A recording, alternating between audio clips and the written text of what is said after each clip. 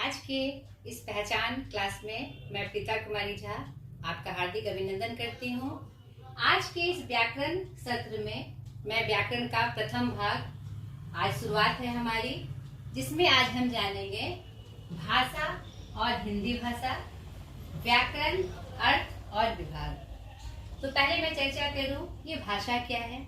आप जानते हैं दोस्तों कि एक मनुष्य ही एक ऐसा प्राणी है जो अपनी बातों को, विचारों को दूसरे के सामने प्रकट करना चाहता है, भेजना चाहता है। तो इसी अर्थ में भाषा का महत्व हमारे में बहुत ज़्यादा बढ़ जाता है। तो भाषा क्या है, पहले मैं इसकी चर्चा करती हूँ आपसे कि भाषा क्या है। भाषा एक माध्यम है जिससे अपनी बातों को हम दूसरे तक पहुंचाते हैं। ठीक है, तो ये हम और विभिन्न माध्यमों से भी पहुंचा सकते हैं। जैसे कि आपने देखा है कि हॉर्न बजाकर, या फिर किसी को कुछ बुलाना हो तो कुछ बजाकर हम उसे बताते हैं। लेकिन ये जो बातें हम कह रहे हैं वह हमारी भाषा नहीं है, ये सांकेतिक है, संकेत है। तो ये भाषा का सही रूप नहीं है। अपनी बातों को पहुंचाने के लिए हमें एक ऐसा माध्यम चाहिए जो कि सटीक रूप से हमारी बातों को, संदेशों को, भावों को दूसरे तक पहुंचा सके। इसके लिए हमने भाषा की सहायता ली। अब मैं चर्चा कर रही हूँ कि भाषा क्या है। परिभाषा के रूप में हम जाने तो संस्कृत के भाष धातु से भाषा शब्द की उत्पत्ति हुई है, जिसका अर्थ है बोलना या कहना। ठीक है, सामान्यतः मनुष्य की सार्थक तथा व्यक्त वाणी को भाषा कहते हैं। एक सर्वमान्य परिभाषा इसकी हमारे सामने आती है। भाषा वह माध्यम है जिसके द्वारा मनुष्य परस्पर अपने भावों और विचारों को बोलकर या लिखकर अभिव्यक्त करता है। यानी कि भाषा के मुख्यतः दो रूप हमारे सामने आए, जिसका अपना महत्व है। एक मौखिक और दूसरा लिखित, यानी बोलकर और लिखकर। यानी कि हम अपने बातों को, अपने विचारों को मुख्य रूप से बोलकर या लिखकर एक दूसरे तक पहुंचाते हैं। इसकी बहुत सारी परिभाषा हमारे भाषा विज्ञानियों ने दी है, जिसमें से कि कुछ प्रमुख परिभाषाएं मैंने आपके सामने लाई है, जिसका सार यही है कि अपने बातों को, विचारों को हम दूसरे के सामने प्रकट करें। जैसे कि हमारे सापिन महोदय जी का देखिए, भाषा मुख्यतः प्रतीकों की श्रवणात्मक व्यवस्था है। हमारे वीरेंद्र जी कहते हैं भाषा मनुष्यों के बीच संचार व्यवहार के माध्यम के रूप में एक प्रतीक व्यवस्था है। हमारे राम बाबू सक्सेना जी ने इसकी एक बहुत महत्वपूर्ण परिभाषा दी है। जिन ध्वनि चिन्हों के द्वारा मनुष्य परस्पर विचार विनिमय करता है उसको समष्टि रूप से भाषा कहते हैं। यानी हमने क्या देखा कि भाषा एक माध्यम है जिससे हमारी बातें दूसरे तक पहुंच जाए। ठीक है, अब इसी संदर्भ में हमारा दूसरा भाग है हिंदी भाषा। हिंदी भाषा क्या है? आप जानते हैं कि पूरे विश्व में 2726 भाषाएं बोली जाती है और उनमें से 13 भाषाएं ऐसी है जिसके बोलने वालों की संख्या लगभग 7 करोड़ है। और उसमें से आपको जानकर यह खुशी होगी कि हमारी जो हिंदी भाषा है उसका स्थान तीसरा है। पहला चीनी, दूसरा अंग्रेजी और तीसरा हमारी अपनी हिंदी भाषा। तो आज के संदर्भ में हमने जाना कि हिंदी हमारी तृतीय भाषा है, प्रमुख भाषा है। देखिए ये कितनी बड़ी भाषा है। एक हिंदी की पहचान कितनी बड़ी भाषा के रूप में है कि तीसरे स्थान पे यह विश्व में बोली जाती है।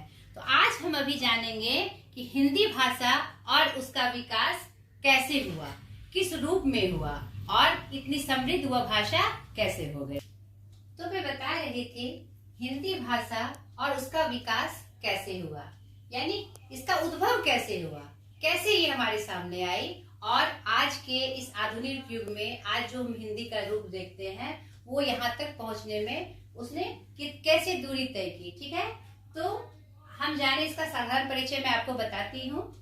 ये जानकारी होनी चाहिए, हम सबों को जानकारी होनी चाहिए कि भारतीय भाषा जो परिवार है जिसमें हिंदी का उत्थान हुआ, उसमें मुख्यतः दो भाषाएं आती है भारतीय भाषा परिवार में। एक पहली आती है आर्य परिवार और दूसरी आती है द्रविड़ परिवार। तो हमारा हिंदी का जो विकास हुआ वह हमारे आर्य परिवार से हुआ। ठीक है बच्चों, तो उत्तर भारत जो कहलाया वह हिंदी प्रदेश कहलाया और दक्षिण भारत में हम जानते हैं कि और अन्य भाषाओं का विकास हुआ।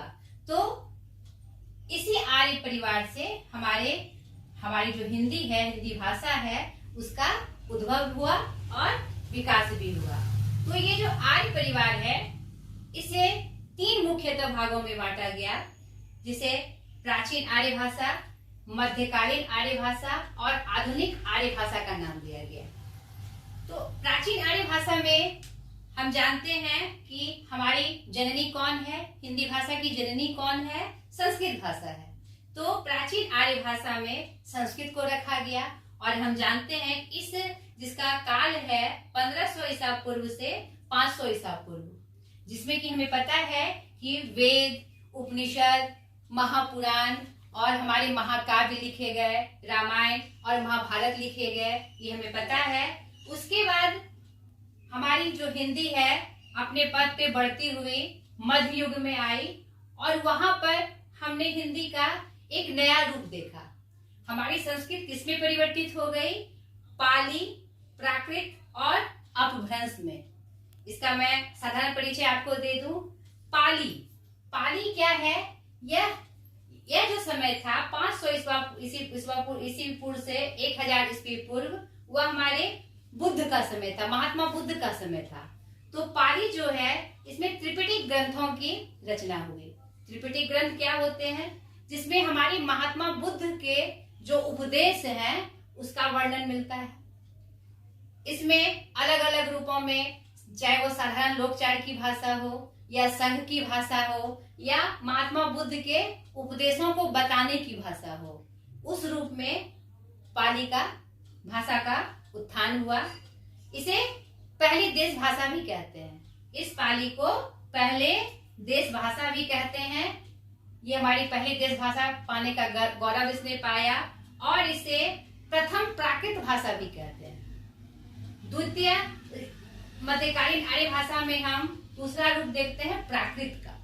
प्राकृत मतलब दोस्तों क्या होता है? क्या होता है बच्चों, आप बताइए? पहले से बनी हुई।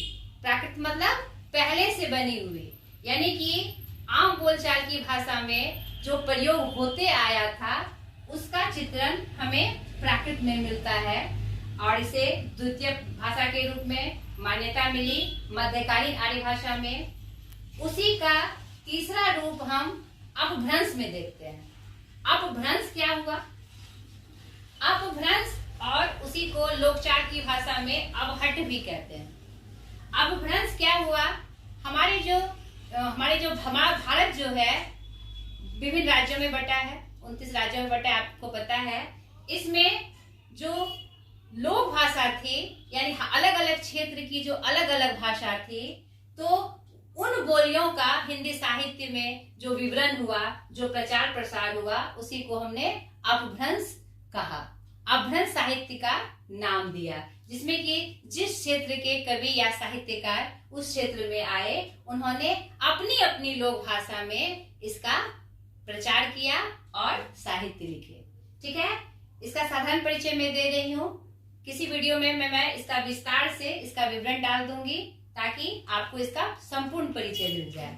आज हम बात कर रहे हैं भाषा और हिंदी भाषा की, तो मैं अभी साधारण परिचय के रूप में आपको ये बातें बता रही हूँ। ये फिर यहाँ से चलती हुई हमारी हिंदी कहाँ पहुंची? आधुनिक आर्य भाषा के रूप में, जिसकी उत्तराधिकारी कौन बनी? हमारी हिंदी, जो कि आज जिसका रूप हम देख रहे हैं आधुनिक रूप में। आज जो हिंदी हम बोलते हैं, सुनते हैं, लिखते हैं, साहित्य का निर्माण करते हैं, उस उत्तराधिकारी के रूप में किसे गौरव प्राप्त हुआ? आर्य भाषा के रूप में हमारी हिंदी को। तो हमने क्या जाना कि भाषा और हिंदी भाषा क्या कैसे उद्भव और कैसे विकास हुआ, भाषा कैसे हमारी जरूरत बनी, और फिर हिंदी भाषा का उद्भव और विकास हमने किस रूप में किया। ठीक है, अब इस सत्र का प्रमुख भाग जो द्वितीय भाग है, व्याकरण, अर्थ और विभाग, मैं उसकी चर्चा आपके सामने कर रही हूँ। अब व्याकरण, अर्थ और विभाग। तो व्याकरण पढ़ने की आवश्यकता हमें क्यों पड़ी बच्चों? क्योंकि अपनी बातों को पहुंचाने के लिए हमें भाषा का प्रयोग करना था और उस भाषा को की जो व्याख्या करनी है वह किस रूप में होगी, उसमें एक अहम भूमिका किसने निभाई? व्याकरण ने। यानी व्याकरण और भाषा का महत्वपूर्ण संबंध है। यानी व्याकरण जो है वह क्या है, उसे हम देखते हैं और उसे समझने का प्रयास करते हैं। भाषा के लिए ही व्याकरण का निर्माण हुआ, भाषा की व्याख्या करने के लिए व्याकरण का निर्माण हुआ। बड़े बड़े व्याकरणिस्ट ने जो इसका निर्माण किया हमारी भाषा को समृद्ध करने के लिए। तो एक एक करके हम देखें कि व्याकरण क्या है। व्याकरण, उसका शाब्दिक अर्थ क्या है बच्चों? व्याख्या करना। किसकी व्याख्या? ये जाने किसकी व्याख्या? इस व्याख्या का तात्पर्य है भाषा की व्याख्या। केवल किसकी व्याख्या? भाषा की व्याख्या। साहित्य या अन्य वस्तु की नहीं। साहित्य फिर अलग चीज हो गई। यानी व्याकरण जो व्याख्या करेगी वो भाषा की व्याख्या करेगी कि भाषा क्या है, उसका निर्माण कैसे हुआ। यानी हम जो बातें करते हैं बातों के माध्यम से या लिख कर या बोलकर किसी भी रूप में, तो वह उसका निर्माण कैसे हुआ, वह सूचीबद्ध कैसे हुई, कैसे उसका निर्माण सुगठित रूप में हुआ। नहीं, तो ये व्याकरण ये बताता है, जिसकी परिभाषा हम सबको पता है, सभी जानते हैं। 3-4 से ही व्याकरण की परिभाषा हमें बताई जाती है कि व्याकरण वह विधा है या शास्त्र है जिसके माध्यम से हम शुद्ध शुद्ध बोलना, लिखना और पढ़ना सीखते हैं। अर्थात शुद्ध शुद्ध पढ़ने की आवश्यकता किसके लिए हमें है? शुद्ध शुद्ध लिखने और पढ़ने की आवश्यकता किसके लिए है? अपनी भाषा के प्रयोग के लिए। हमें शुद्ध शुद्ध हम तभी बोल पाएंगे जब हमें व्याकरण का ज्ञान होगा। यानी कि व्याकरण हमें यह बताता है कि भाषा का जो रूप है उसको शुद्ध रूप में हम कैसे वर्णन कर सकते हैं। समझ में आया बच्चों? तो यानी कि व्याकरण क्या है? भाषा को अनुशासनबद्ध करने वाले नियम और उदाहरण के समुदाय का नाम ही क्या है? हमारा व्याकरण। यानी कि भाषा जो बनी, इस रूप में आई, उसका निर्माण कैसे हुआ, आज इस रूप में कैसे समृद्ध हुई, उसको बताने वाला कौन है? व्याकरण है। उसी व्याकरण को नियमबद्ध किया गया और उदाहरण देकर क्या किया गया? भाषा की व्याख्या की गई। अब इसके विभाग के रूप बारे में हम जाने कि व्याकरण जो हम पढ़ते हैं, जो भाषा का हमें सही ज्ञान देता है, उसके कुछ विभाग होंगे। जैसे कैसे सुगठित रूप में हम अपनी भाषा का प्रयोग करने लगे। जैसे हिंदी भाषा हम बोलते हैं तो सुगठित रूप में हम उसका प्रयोग कैसे करने लगे, तो उसका प्रयोग हम स्टेप बाय स्टेप किया। हमने स्टेप बाय स्टेप कैसे, उसके विभाग को जाने हम, तो ये बात हमें समझ में आएगी। विभाग, अब देखिए व्याकरण किसका शास्त्र हुआ? भाषा का शास्त्र हुआ। व्याकरण पढ़ने की आवश्यकता हमें क्यों हुई? क्योंकि हमें भाषा को समृद्ध बनानी थी, नियमबद्ध बनाना था। और हम जानते हैं भाषा का मुख्य अंग क्या है? वाक्य है। अभी हम जो बातें बोलते हैं किस अर्थ में बोलते हैं? वाक्य बनाते हैं। हम जानते हैं कि हम जो कोई भी चीज बोलेंगे तो वह वाक्य के रूप में ही बोलते हैं। नहीं, और वाक्य का निर्माण किससे हुआ है? आपको पता है बच्चों, हमने जाना है कि वह शब्दों के मेल से बना है। अलग अलग शब्दों के मेल से, सुगठित मेल से हमारे वाक्य का निर्माण हुआ है। और शब्द का आधार क्या है? आप बताइए हमें, शब्द का आधार क्या है? शब्द किससे बना? बताइए हमें। शब्द बना बच्चों हमारे वर्ण से। शब्द बना किससे बच्चों? हमारे वर्ण से। इसी अर्थ में हमारे, अब मैं आपको बता रही हूं कि इसके मुख्यतः 3 विभाग हुए। तो बच्चों विभाग की मैं चर्चा कर रही थी। तो विभाग यानी जिस रूप में हम अभी बातें करते हैं उसका निर्माण कैसे हुआ। तो भाषा को हम वाक्य के रूप में बोलते हैं। वाक्य का निर्माण कैसे हुआ, शब्द के माध्यम से हुआ। और फिर शब्द का निर्माण कैसे हुआ, तो वह हमारे वर्ण के माध्यम से हुआ। इसी आधार पर इस व्याकरण के 3 प्रमुख विभाग हैं। पहला वर्ण विचार, दूसरा शब्द विचार और तीसरा वाक्य विचार। वर्ण विचार का मतलब क्या है, जिसमें वर्ण के बारे में विचार किया जाए, यानी वर्ण क्या है, वर्ण के भेद क्या है, इसके कितने भेद हैं, नहीं, और इसमें और मुख्य रूप से हम क्या जानते हैं, उच्चारण स्थान। उच्चारण स्थान के बारे में जानते हैं, ठीक है। तो वर्ण विचार में वर्ण के भेद, यानी कि वर्ण क्या है, वर्ण के भेद क्या है और किससे उसका क्या संबंध है, और वर्ण के शब्द के निर्माण में वर्ण की क्या भूमिका है, इसके बारे में हम जानते हैं। शब्द विचार, नाम से ही पता चल रहा है शब्द विचार क्या है, जिसमें शब्द के बारे में हम जाने। अभी हिंदी में ही हम विभिन्न शब्दों का प्रयोग करते हैं ना। तो शब्द का निर्माण कैसे हुआ, उसकी उत्पत्ति कैसे हुई, किसके आधार पे हुई, इसकी चर्चा हम शब्द विचार में करते हैं कि शब्द के कितने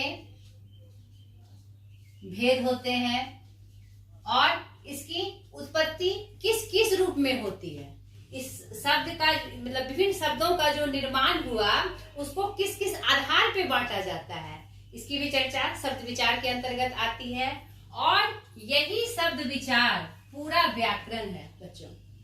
इसी शब्द विचार में वो सारी बातें आ जाती है जो एक व्याकरण की पुस्तक के रूप में हम पढ़ते हैं। आप पूछिएगा वो कैसे, क्योंकि शब्द जो प्रमुख अंग है हमारे वाक्य का, जिसमें हमारे संज्ञा, सर्वनाम, विशेषण, क्रिया, हमारे समास सभी इसी वर्ग में आते हैं। क्योंकि आप जानते हैं व्याकरण के बारे में एक और बात बता दूं, यह क्रमबद्ध ज्ञान है।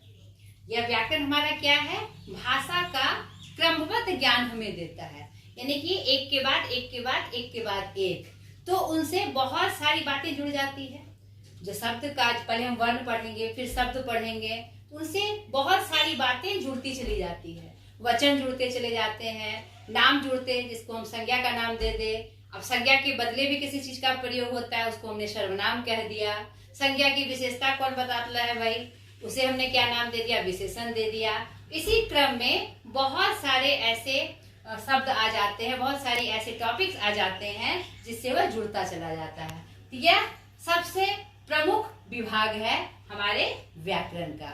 इसी के अंतर्गत हमें सब कुछ पढ़ना होता है, संज्ञा से लेकर लिंग, वचन, काल, कारक, समास वगैरह, ठीक है। इसीलिए इसको हमने प्रमुख विभाग कहा।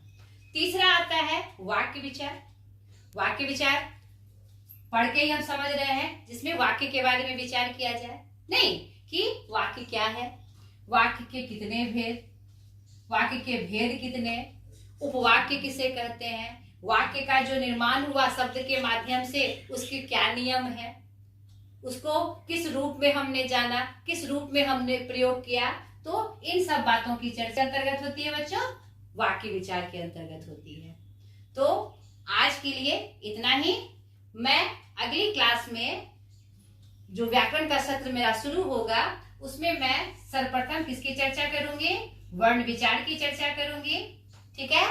वर्ण विचार में एक बहुत प्रमुख चैप्टर है इस विभाग का, ये व्याकरण के विभाग का, क्योंकि अगर हम वर्ण नहीं जानेंगे तो फिर आगे व्याकरण को समझने में हमें दिक्कत हो जाएगी। और इसको देखकर आपको डरना नहीं है। वर्ण विचार क्या है, जो हमने बचपन से पढ़ा, पहली कक्षा से या इवन की नर्सरी कक्षा से, जो अ आ और क ख ग घ हमने पढ़ा है, उसी का सुगठित और व्याकरणिक रूप हम वर्ण विचार में पढ़ेंगे, ठीक है बच्चों। तो आज तक के लिए इतना ही। अगली कक्षा में मैं वर्ण विचार, जब हिंदी व्याकरण का सत्र आएगा, इसकी मैं बड़े रूप से मैं इसकी चर्चा करूंगी। आज तक के लिए इतना ही बच्चों। अगर आपको वीडियो पसंद आई हो तो मुझे एक नई पहचान दिलाइए इस पहचान क्लास में। और मेरे वीडियो को शेयर करिए, लाइक करिए, सब्सक्राइब करिए, ताकि जो पहचान है, मेरी एक नई पहचान मैं आपके सामने ला पाऊँ और एक मुझे नई पहचान मिले। धन्यवाद।